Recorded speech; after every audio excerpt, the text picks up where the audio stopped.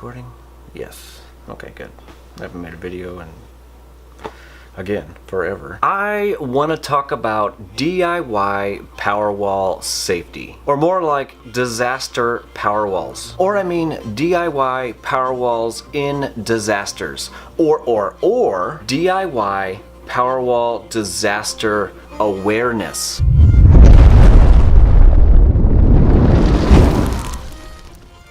Alright, I want to do a video on DIY Powerwall safety, and depending on how this one goes, there could be more. We'll see. Now I think the main goal in this video, or if I do more videos, is pretty much going to be to prevent a fire and loss of life. So this could be episode 1, and this video is going to be kind of more geared towards disaster safety or disaster awareness. How about that? And that could be natural or man-made or woman-made. And I might touch just a little bit on BMSs and fuses and why they're important and why you should use them pretty much, but this video is really not going to be about BMSs and fuses, all that kind of fun stuff. It's going to be more about just general awareness. Now, one of the main reasons why I want to do a video like this is, well, I mean, I've been asked quite a few times, but one person that sticks out in particular, one of my Patreon members, he goes by the name of DIY Alaska Style. And he/Alaska had a pretty good earthquake. I mean, it's been a couple of months now, but they had a pretty good earthquake. And he was super glad that he didn't have his Powerwall built yet because his house was actually like shaking. And if he had one built, it probably would have fallen off the wall and destroyed itself into a million pieces, or turned into a huge ball of fire, or you know, a bunch of little tiny fires that turn into like a huge fire. So he asked about a safety video because he really hasn't seen any around, and I don't think I've seen any around either. To tell you the truth, I don't think I haven't looked for any either. Most of us will typically add the safety into the video that we're already doing, whether it's building a battery pack and installing the fuses and, you know, all that kind of stuff. That's how typically most people do it. So he requested a safety video / general awareness video, and it's going to be DIY Powerwall disaster awareness. Now, on another note, it does seem like there's been a lot of natural disasters around, earthquakes and floods. It's really the only two that come to mind, but there's been a lot of natural disasters lately. And 2, I've seen a couple of fire posts on the DIY Powerwall's Facebook page, and those are never good. Which I'm actually glad that people do post those because we all can learn from them. So if you have a fail or a fire or anything like that, you should put those down in the comment section, or better yet, you could go over to the DIY Powerwall's Facebook page. I'll have a link down below and post it there. Did you know I'm actually a moderator there?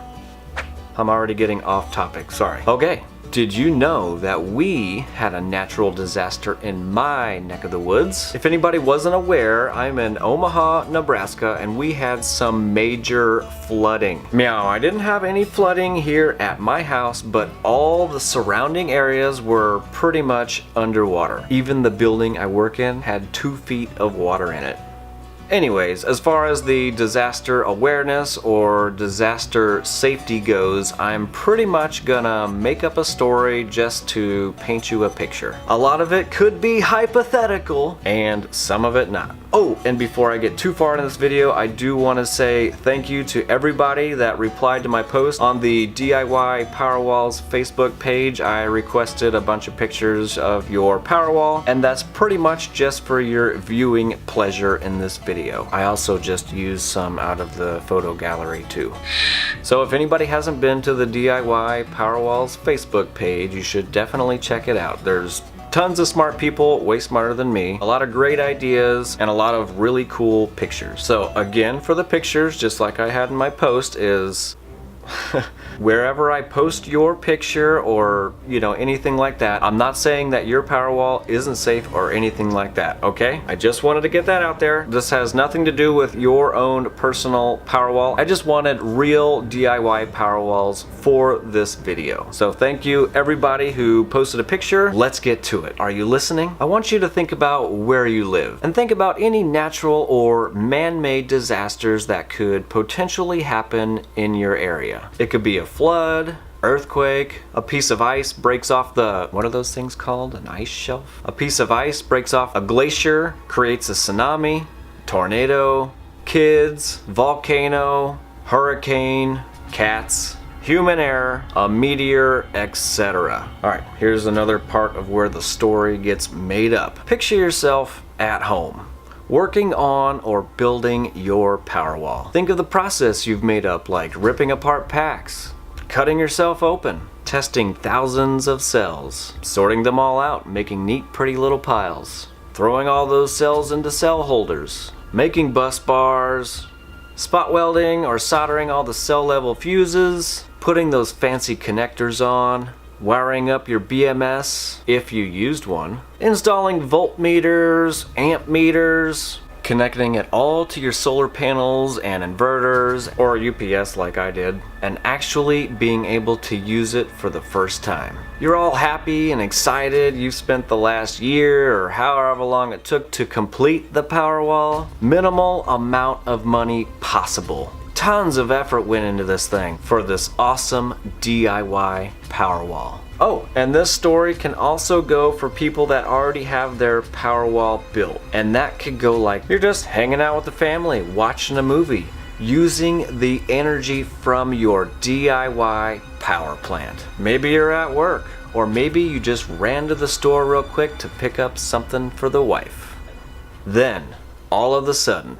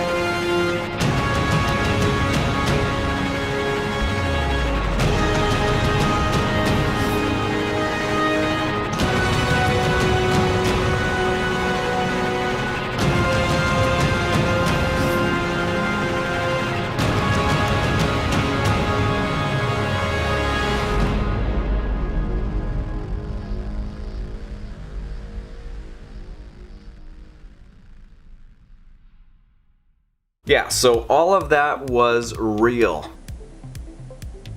But the beginning flooding part was real. That dam that I showed was an actual dam up north of us that did break, released a crap ton of water, and where's that water gonna go? Everywhere. I will say though, in the dam's defense is we had snow pretty much like twice a week for a month and a half, and then at the end of that month and a half we had about 1.5 foot of snow on the ground, and then it started warming up just a little bit, so it wasn't gonna snow, so it started raining. And then the bomb cyclone rolled through, and then, you know, all of the snow melted, and then the dam broke and released all the water.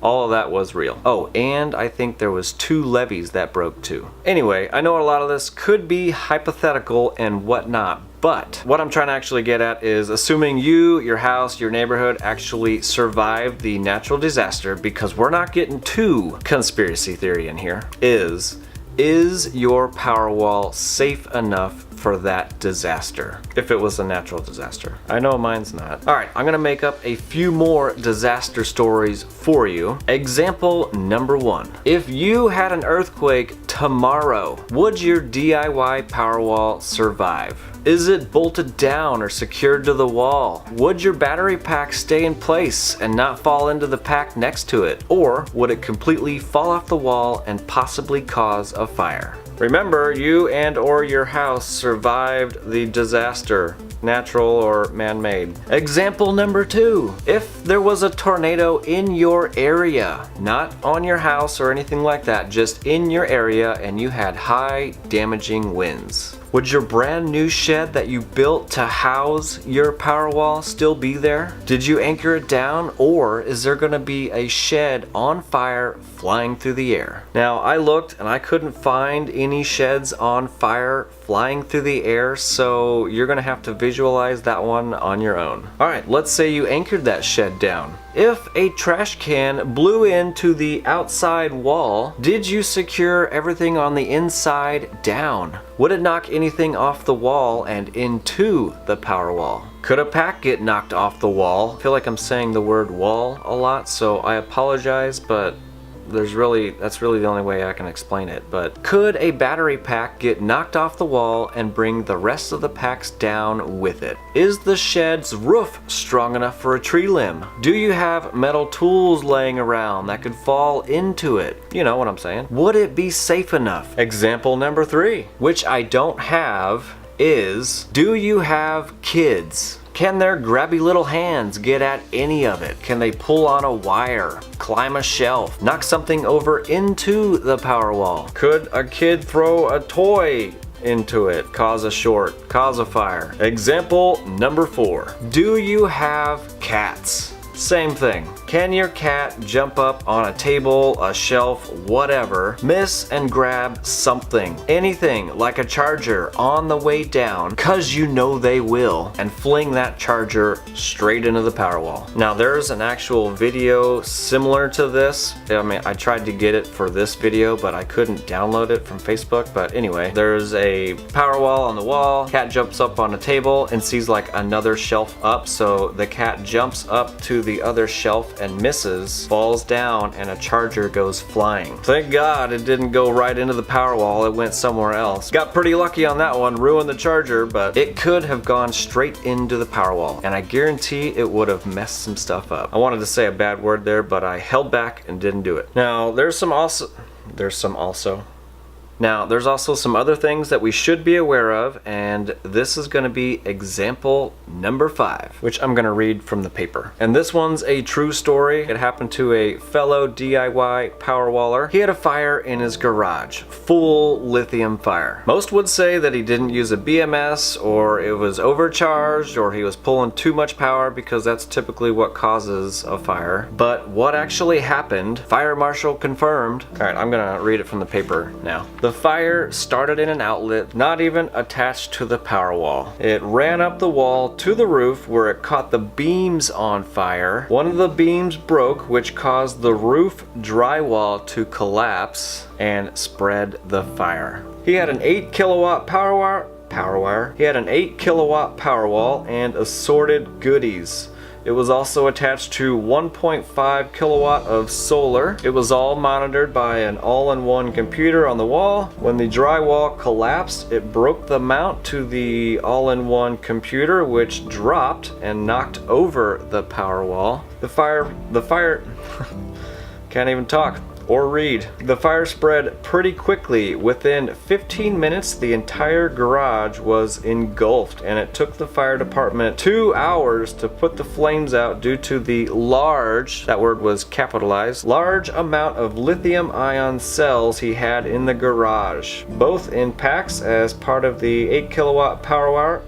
Said it again. Both in packs as part of the 8 kilowatt hour Powerwall, 4,000 loose cells, give or take, and another 2,000 packs of the 6 to 9 cell packs, still in the original battery packs. He goes on to say that the fire was so hot it melted a 2008 Mercury Mountaineer and a 1997 Honda Accord. And that includes, you know, everything like the plastic, molding, bumpers, dashboard, seats, spark plug wires, pretty much everything. Both cars were sitting on the far side of the driveway with the keys safely on the hook in the burning garage. Luckily they got out and nobody was hurt. So after reading that, I think there's definitely some lessons that we could all learn from here. I don't know them all, but I guarantee that almost all of us, or a good portion of us, at least have a box of tens or hundreds of cells in them. And there's many of you out there, which could include me, I would have to check. Some of us have thousands of cells just like him in your, you know, your testing area, wherever you do all of your Powerwall work. Might want to think about changing that up a bit. Oh, I did hear that Terry from Power to Spare, I don't know if it was in a comment in one of my videos or if it was on the DIY Powerwall's Facebook page. He actually has buckets of sand, you know, like those 5-gallon buckets from Home Depot or Lowe's or wherever, full of sand just in case a cell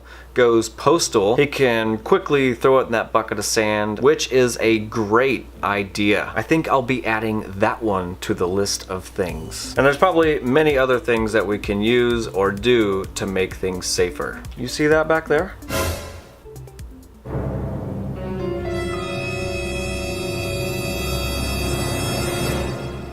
Moving them out of the way. All the sharp and pointy things are right here, and my cats like to jump up onto this shelf all the time, and you know how they like to knock things over. I'm really surprised they haven't knocked one of these things off the shelf and poked one of these things, and you know what happens after that.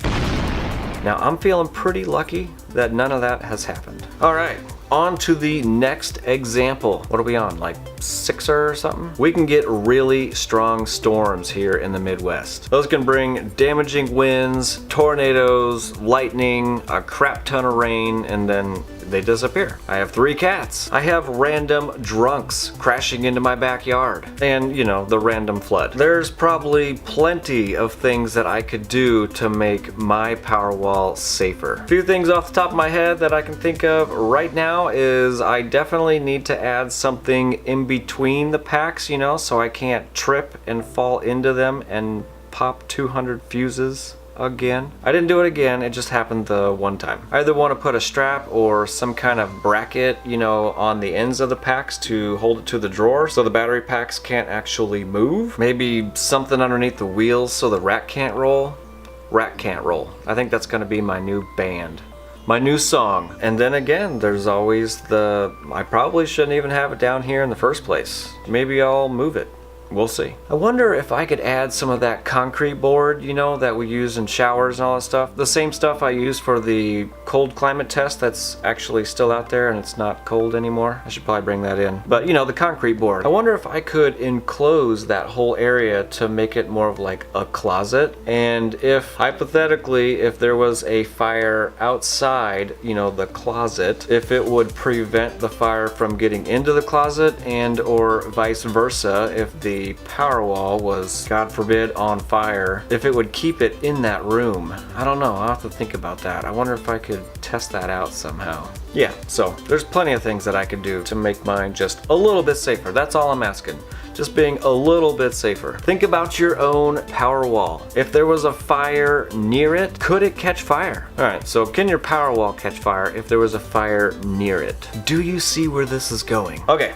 I get we're all DIYers. I understand we don't have a crap ton of money because that's why we're here and we like to build stuff. We don't have a ton of money to spend on a specifically designed shed or garage that has an aircraft quality spray foam fire suppression system to put out fires. Now, I don't know if that would actually put out a lithium fire, but I'm betting it would. So maybe we should take some steps to make things a little bit safer, like cell level fuses. Those are important. Actual fuses or wire is acceptable. Either way you go, just like I've always said, test out the fuses and the wire to find out exactly where they pop at. Those fuses are there for a reason, like a short or if too much power is being drawn. A BMS, those are important too. They do many things like prevent overcharging or discharging by cutting the incoming or outgoing power. They keep the packs in balance. They can do many other things depending on your BMS, like turn on fans for cooling, open a circuit by a shunt trip, contactors. Now, another reason why a BMS is really important, other people might tell you otherwise, but don't listen to them. There's another post on Facebook and there was an actual fire. I don't remember all the specifics, but what I do remember is he wasn't using a BMS, and I'm pretty sure he was relying on his charge controller to cut the battery voltage at the upper limit. But what happened was one pack removed itself from the overall system, or the battery pack like self-drained down to 0. Like I said, I don't remember the exact specifics, but one pack went down to 0. If one pack drops to 0 or removes itself from the system, the voltage dropped down, 3 to 4 volts, and I don't have a BMS hooked up, the charge controller's not gonna know. So the charge controller thinks, oh, well, there's more room, so we're gonna keep on charging. So every single pack that's still connected is gonna be overcharged. And guess what? That creates a fire. So please do not rely on a charge controller only to set your upper voltage limit. I mean, don't get me wrong, set the upper voltage limit, but the BMS is what takes care of it from there. I'm not saying you have to go out and buy the Batrium BMS because I think it's the best. Find one that fits your needs and install it. And like I said before, test it out, make sure it works correctly, make sure it has the correct cutout voltages on the high end and the low end, and test any other options it might have. So to sum it up, think of any disaster type scenarios in your area that could possibly cause a problem with your house,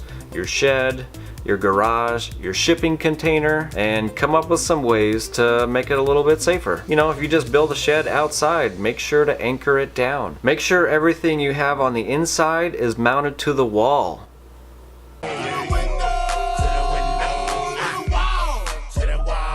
Is secure and can't fall or be knocked over. Maybe add a piece of plexiglass over the battery packs like a lot of people are doing now. Don't use cells that have a bunch of rust on them. If the shrink wrap on your cell is all torn up, replace it. They're super cheap. If the CID has been popped, don't reset it and reuse it in your Powerwall. You know what I'm saying? Stuff like that. Just simple things to make it safer. And I get it, we're all DIYers. Some things just aren't that safe. I just want everybody to be aware of their surroundings and stay as safe as they can. I don't want anybody to lose their home, a loved one, or accidentally burn down the neighbor's house because we were too cheap and didn't pay attention to safety. Now, since I'm only one person's view, I don't know everything. I don't know all the things to make the safest Powerwall, so if you got some good ideas about making things safer, including mine, and want to share it, be sure to put them down in the comment section so everybody can read it. Because I don't know about you guys, but whenever I watch a YouTube video, I read a lot of the comments because you guys are smart. There's always great ideas down there, and I'm always like, why didn't I think of that? Or,